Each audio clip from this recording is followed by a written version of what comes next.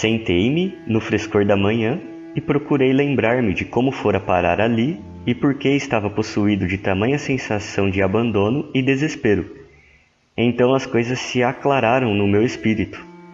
À luz crua do dia, que me devolvia a razão, pude raciocinar com objetividade. Compreendi que meu comportamento da noite anterior fora uma arrematada estupidez e pude colocar as ideias no lugar. Suponhamos o pior, disse eu. Suponhamos que a máquina esteja perdida, esteja mesmo destruída.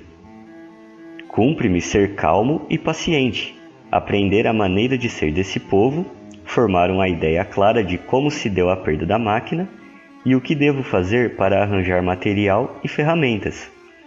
Talvez, quem sabe, eu consiga construir uma nova. Essa era a minha única esperança, uma pobre esperança, de certo, porém melhor que o desespero. Afinal de contas, era belo e curioso esse novo mundo. Mas, provavelmente, a máquina tinha sido apenas carregada. Também aqui devia eu ser calmo e paciente, descobrir o esconderijo e procurar recuperá-la pela força ou pela astúcia.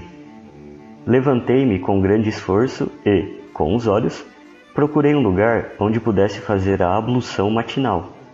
Sentia-me cansado, entorpecido e sujo da viagem.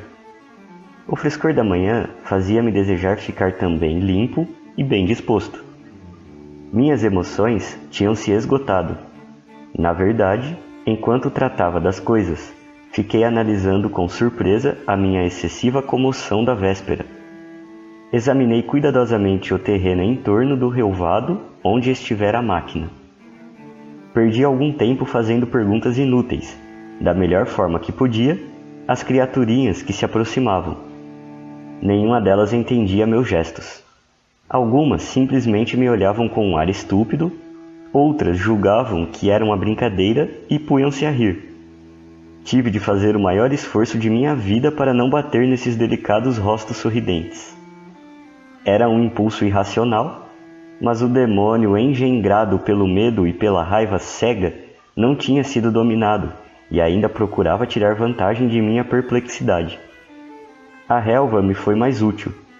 Havia um sulco a meio caminho entre o pedestal da esfinge e as marcas de meus sapatos, no lugar onde eu tinha feito movimentos para levantar a máquina virada. Havia na grama outros sinais de retirada do meu aparelho, juntamente com estranhas pegadas muito estreitas que pareciam deixadas por um animal como a preguiça. Minha atenção se voltou mais diretamente para o pedestal. Como já lhes disse, era de bronze. Não era um bloco liso. Em cada um dos 4 lados se viam artísticos painéis em baixo relevo. Bati no bronze. O pedestal era oco. Examinando os painéis com cuidado, descobri que não eram inteiriços, e sim montados em partes dentro de caixilhos. Não vi puxadores nem fechaduras, mas se os painéis eram portas, como eu supunha, deviam abrir-se de dentro para fora. Uma coisa me parecia bastante clara.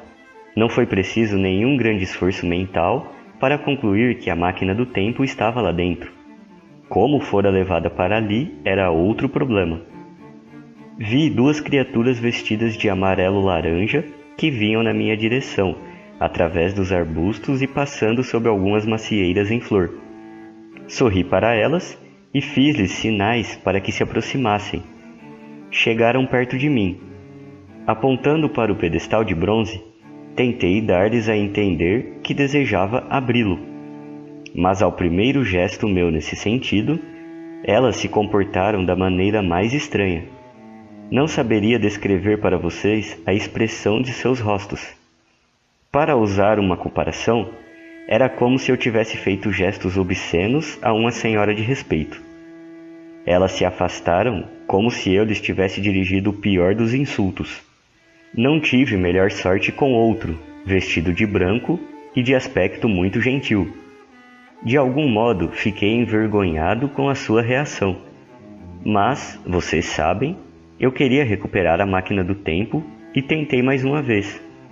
Quando vi esse último dar-me as costas e afastar-se, como os outros, perdi as estribeiras. Em 3 saltos o alcancei, segurei-o pela parte superior do manto e vim arrastando-o na direção da esfinge. Então li no seu rosto uma tal expressão de horror e repugnância que o larguei imediatamente. Todavia, não me dei por vencido. Bati com os punhos nos painéis de bronze. Pareceu-me ouvir ruídos no interior. Para ser mais exato, sons de risos abafados. Mas devia ser engano. Então desci até a margem do rio, recolhi uma pedra de bom tamanho e com ela bati nos painéis até que um deles ficou amassado e o azinhavre começou a cair em flocos. As minhas batidas violentas no pedestal deviam ter sido ouvidas pelo menos a 1 milha em torno, mas ninguém apareceu. Vi grupos deles nas encostas, deitando-me olhares furtivos. Por fim, cansado e cheio de calor, sentei-me na grama para ficar observando o local. Mas estava muito inquieto para ficar ali sentado à espreita. Sou demasiado ocidental para aguentar uma longa vigília. Posso ficar anos inteiros trabalhando num problema, mas não consigo ficar inativo por 24 horas. Passado algum tempo, levantei-me e comecei a andar sem destino pelo matagal, na direção da colina. Paciência, dizia comigo mesmo. Se você quer recuperar sua máquina, deixe a esfinge em paz. Se eles querem ficar com a sua máquina, não adianta destruir-lhes os painéis de bronze. E se não querem, você a terá de volta quando pedir. É inútil ficar sentado em meio a todas essas coisas desconhecidas, tentando resolver um enigma. Você acabará monomaníaco. Encare este mundo. Aprenda-lhe os costumes, observe-o, não tire conclusões apressadas. No fim, você acabará encontrando todas as respostas. De súbito percebi o cômico de minha situação. Durante anos havia estudado e trabalhado para poder visitar o futuro e agora estava numa ansiedade louca para sair dele. Eu próprio havia construído a armadilha mais complicada e mais desesperadora que alguém já imaginara, e não podia fazer nada por mim mesmo. Ri às gargalhadas. Ao atravessar o grande palácio, pareceu-me que as criaturas me evitavam. Podia ser apenas impressão minha, ou podia ter algo a ver com as minhas marteladas nas portas de bronze do pedestal. Fosse qual fosse o motivo, não havia dúvida de que fugiam de mim. Tive, no entanto, o cuidado de não me mostrar preocupado e abstive-me de qualquer perseguição a elas. Ao fim de 1 ou 2 dias, as coisas voltaram ao que eram antes. Fiz os progressos que pude para aprender a língua e aproveitei para estender o âmbito de minhas explorações. A menos que me tivesse escapado alguma particularidade sutil, a língua daquelas criaturinhas era excessivamente simples. Compunha-se, quase que só, de substantivos concretos e de verbos. Havia poucos termos abstratos, se é que os havia, e empregavam muito pouco a linguagem figurada.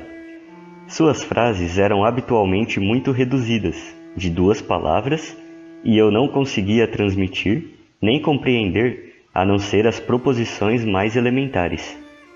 Decidi relegar a um canto da memória a minha preocupação com a máquina do tempo e o mistério das portas de bronze sob a esfinge, até que pudesse reunir conhecimentos suficientes para voltar ao problema de uma forma natural.